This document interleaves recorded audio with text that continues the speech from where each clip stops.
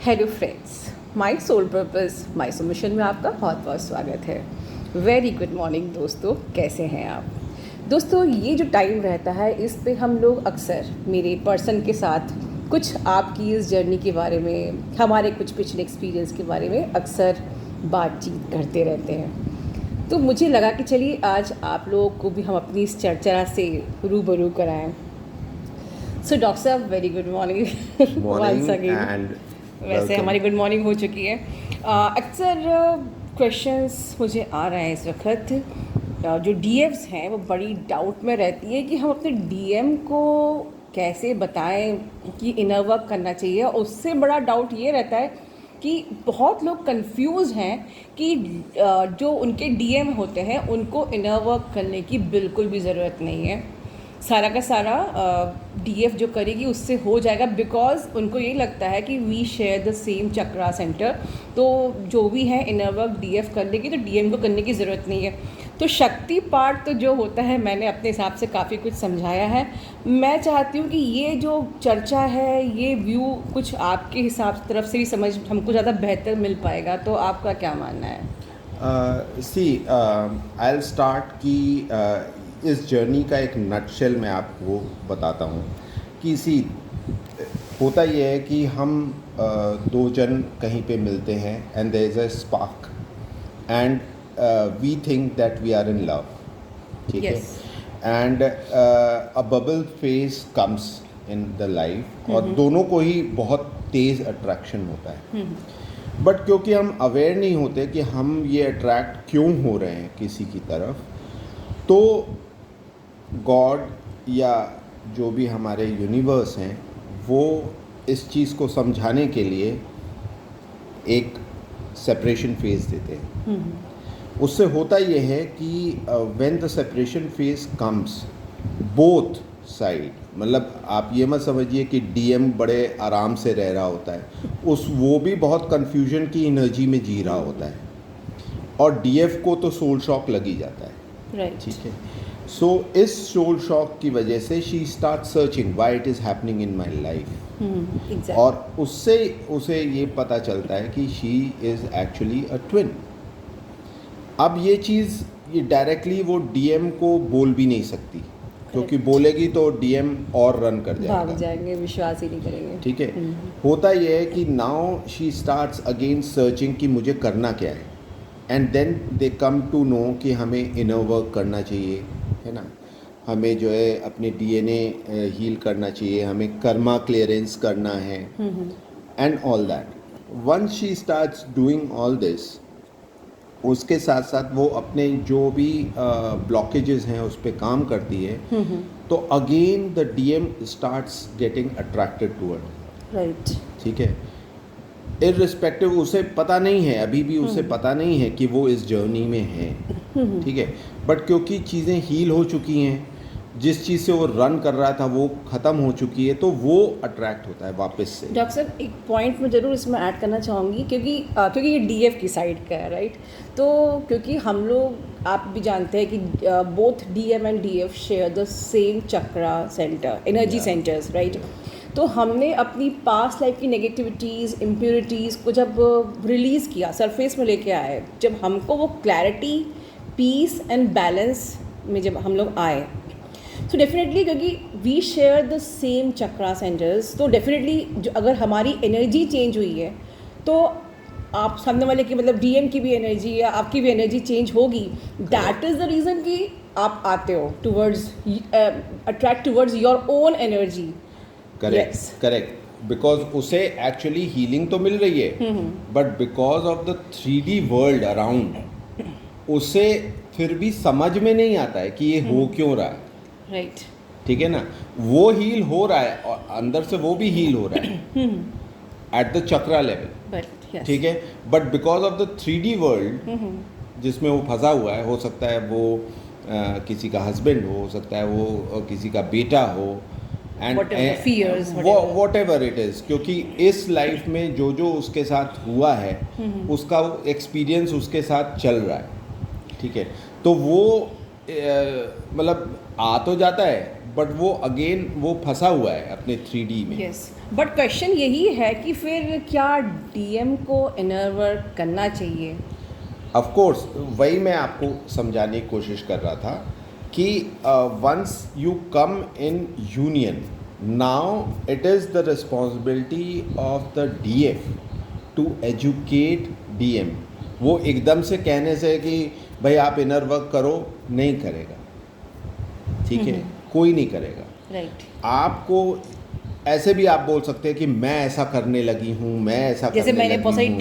Tricks अपनाई थी, tricks, right? हाँ, you have to be Yes, smart, बहुत सारी actually tricks. you have to be smart yes, and that you have already become, क्योंकि आपने inner work कर लिया है and now you are smart। कोई ना कोई बहाने से हाँ, टुवर्ड्स उसके और- अट्रैक्ट करना, यस, हाँ, या और उससे क्या होगा कि ये एक दिन का खेल नहीं है। Exactly, it might take 2 months, 6 months, 8 months, कोई टाइम नहीं है इसमें। धीरे धीरे धीरे धीरे, मतलब बट वो धीरे धीरे करके वो भी चेंज हो जाएगा, that's the thing. You mean poking जरूरी है, धीरे थोड़ा थोड़ा थोड़ा of थोड़ा, course। Right right. और once he also gets educated and he also starts thinking like you, तब आप दोनों का काम यही है कि आप दोनों मिलके इनर वर्क करें। अच्छा, ये लोगों का डाउट ये है कि अगर वो सेम चक्रा जो एनर्जी सेंटर्स हैं शेयर करते हैं, तो फिर डीएम को इनर वर्क करना ज़रूरी क्यों है?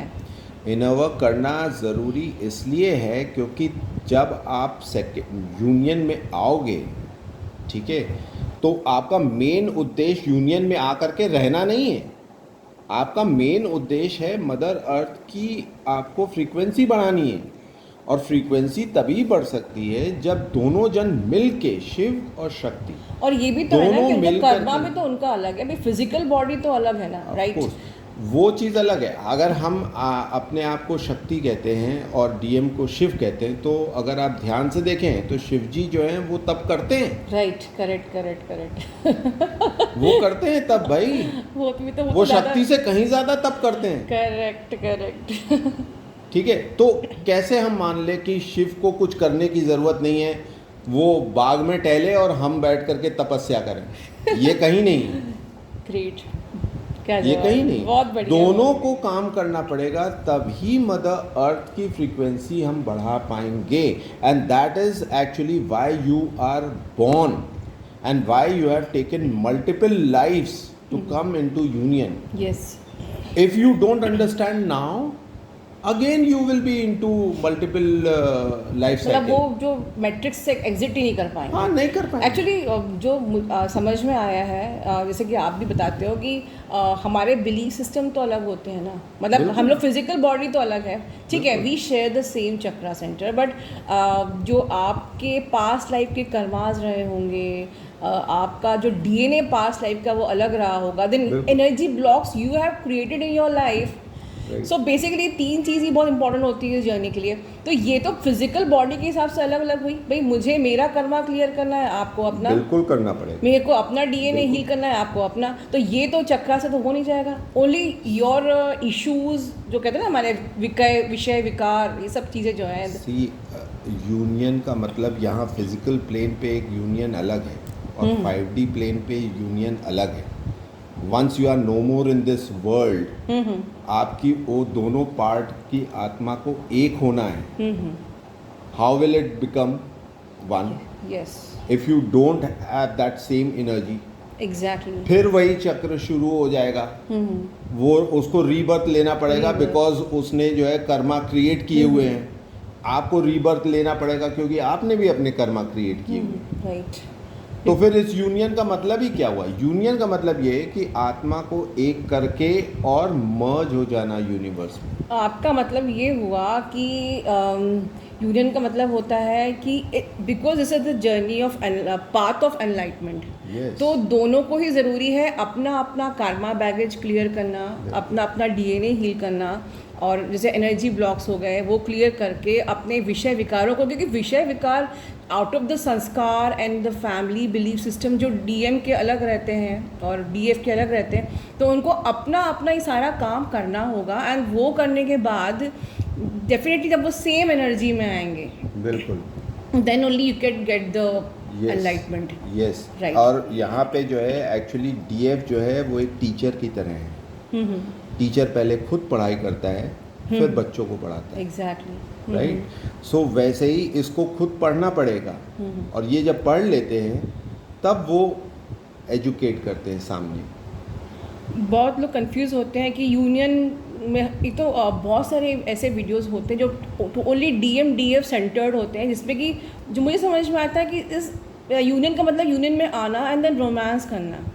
सो ये समथिंग हमको मिसगाइड करता है ऑलवेज। जैसे साइंस ऑफ यूनियन मिल गए या again you might come in union. Union का मतलब ये भी है कि आपकी हो सकता है डीएम से शादी हो जाए, ठीक है, आपके बच्चे हो जाएं। Again you will B stick in this 3D world कि बच्चे हो गए उनका अटैचमेंट्स। हाँ ठीक है, वो एक फेज है, क्योंकि आपने अर्थ पे जन्म लिया है, इसलिए आपको अर्थ के रूल्स फॉलो कर रहे हैं आप। But you should not forget कि inner work is the main thing why you were born, ठीक है। और आपको उस यूनियन को बना के रखने के लिए दोनों को मिलके अब ये काम करना चाहिए। Exactly. चाहे इररिस्पेक्टिव कि आपके बच्चे हों, चाहे फैमिली Yes. हो, चाहे कुछ भी हो जाए, चाहे आप परमानेंट यूनियन में क्यों ना हो। यस। अब लाइफ का फोकस बस सोल पर्पस, मतलब आपका मतलब ये है कि ये जो जर्नी ट्रिगर जरूर एक लव से होती है, रोमांस से होती है, और लोग शायद इसी चक्कर में इसलिए उनका बिलीफ सिस्टम ये रहता है कि हम लोग इनर वर्क करेंगे और एक फिर से एक वही बबल फेज ऑफ रोमांस होगा। But I think at the end जो ऑथेंटिकली ये इनर वर्क करता है, एट द एंड वो रियलाइज़ करती है डीएफ कि एक्चुअली में ये जर्नी मुझे मिली है कि I must know my life purpose, my soul purpose. और यूनियन में आके लाइक अपने पर्सन के साथ, ठीक है, वो एक बबल फेस का जो एक छोटा सा एक रोमांस है, डेफिनेटली वो एंजॉय करना चाहिए, because mother earth wants the love vibration, right. But at the same time अब हमारा फोकस टूवर्ड्स द ग्रोथ होना चाहिए मदर अर्थ, जैसे कि हम दोनों करते हैं। आप भी कुछ ना कुछ रीयूनियन का भी यही पर्पस है, रीयूनाइट करके once you are in that vibration, high vibration, तो भी तो आप लव करते हो ना। एग्जैक्टली, अनकंडीशनल लव, तब तो कोई ठीक शर्त है, ही नहीं होती आप है। ये तो नहीं कहते हो भैया अब हो गया, हाँ। और आप निकलो हमारे ज़िंदगी से। नहीं, उसके बाद तो बल्कि अनकंडीशनल लव होता है, कोई नाराज़गी नहीं होती है, कोई लड़ाई नहीं होती है, कोई शिकायत नहीं होती है, इतनी ज़्यादा अच्छी अंडरस्टैंडिंग होती है आपस में। Yes, right.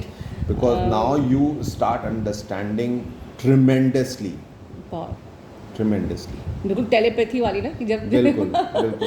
कि बिना बोले समझ दैट यू विल फील जब आपकी लाइफ आगे बढ़ेगी, आपको ये चीज़ फील होगी। Even you can talk telepathically. अगर आप यूनियन में भी आ गए हो ना, तो आपको फ़ोन करने की भी ज़रूरत नहीं है। बट ऑब्वियस है ना। अब आप देखिए कि अगर आप अब अनकंडीशनल लव को समझ गए हो, आप दुनिया के हर इंसान से आप अगर अनकंडीशनल लव करते हो, तो डेफिनेटली आप अपने पार्टनर से तो करते ही हो।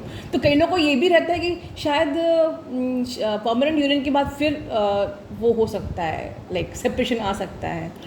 यस, ये एक बहुत बड़ी फैक्टर है। सी अगर अनअवेकेंड डीएम रहा, अर्थली उसमें घुस गए, मान लीजिए आपका यूनियन हो गया, आपने मान लीजिए उससे शादी भी कर ली, आपके बच्चे भी हो गए, ठीक है, आप उसमें फंस गए और अपने मेन लाइफ पर्पस से आप हट गए, तो it might happen but again. आपकी मैरिज तो तभी होगी जब आप अवेकेंड हो। आज आप अवेकेंड हो, मैं अवेकेंड हूँ, तो इज देयर एनी चांस?